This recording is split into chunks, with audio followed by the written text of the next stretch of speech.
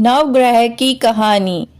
एक समय की बात है, किसी गांव में एक भाई बहन रहते थे। बहन की शादी हो चुकी थी। एक दिन भाई अपनी बहन से मिलने के लिए उसके ससुराल जा रहा था। रास्ते में भाई को एक सांप मिला और बोला कि मैं तुझे डसूंगा। भाई बोला, हे नाग देवता, मैंने ऐसा कौन सा अपराध किया है जो आप मुझे डसोगे? मैं अपनी माँ बाप का एक ही पुत्र हूँ, बहन का एक ही भाई हूँ। मेरी पत्नी और मेरे बच्चे घर पर मेरा इंतजार कर रहे हैं। आप मुझे क्यों डसना चाहते हो? तब सर्प बोला, तुम्हारे 9 ग्रह की दशा लगी है, इसलिए मैं तुम्हें डस लूंगा। जब सांप किसी भी तरीके से राजी नहीं हुआ तो वह बोला, ठीक है, मैं अपनी बहन के घर उससे मिलने जा रहा हूँ। जब मैं वापस आऊंगा तब तुम मुझे डस लेना। सांप बोला, क्या पता तुम वापस आते समय इस रास्ते से आओ या ना आओ, मैं तो तुम्हें अभी डसूंगा।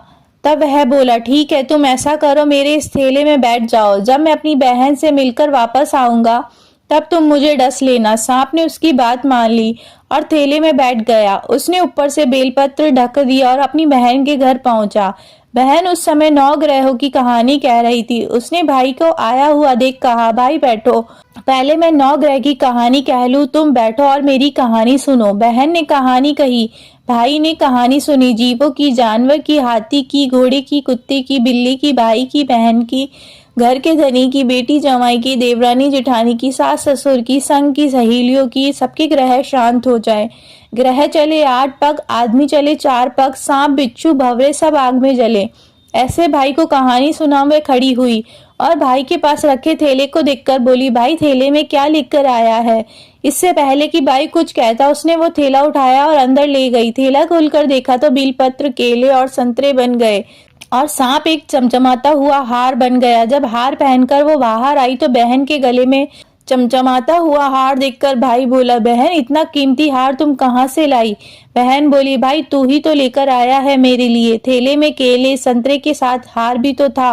भाई हैरान रह गया और बोला, बहन उसमें हार नहीं बल्कि मेरी मौत का सामान था।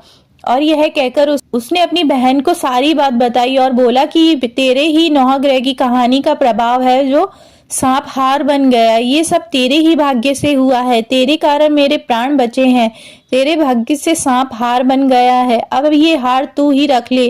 कुछ समय बाद जब भाई चलने लगा तो बहन बोली, भाई तेरे 9 ग्रह की दशा लगी है, तू घर जाकर भाभी से कहना कि वह 9 ग्रह की कहानी कहे।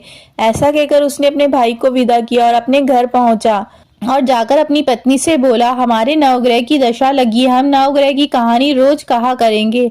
मैं कहूंगा तुम सुनना, तुम कहोगी मैं सुनूंगा।